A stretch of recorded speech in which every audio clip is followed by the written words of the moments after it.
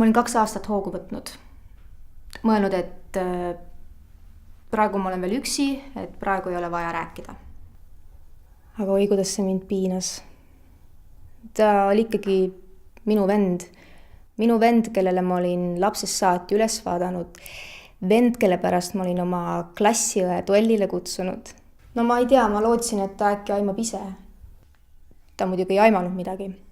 Mina mõtlesin, et see on mulle ilmselt suurte tähtedega näkku kirjutatud.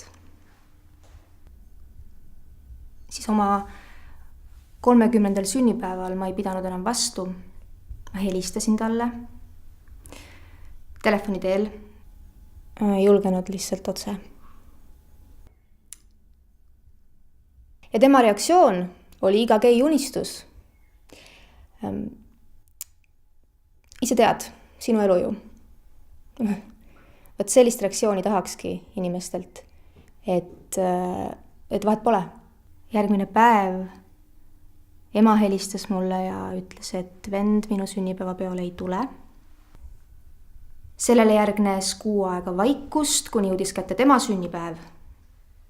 Ja vend helistas mulle ja kutsus mu oma sünnipäevapeole. Ja saigi kõik korda. Ma arvan lihtsalt seda, et tal oli vaja aega, et harjuda, sest ma arvan, et ma olen ainukene gei tema seltskonnas. Ja nüüd 4 kuud hiljem me suhtleme nii nagu enne. Tal ilmselt lihtsalt oli vaja aega, et harjuda.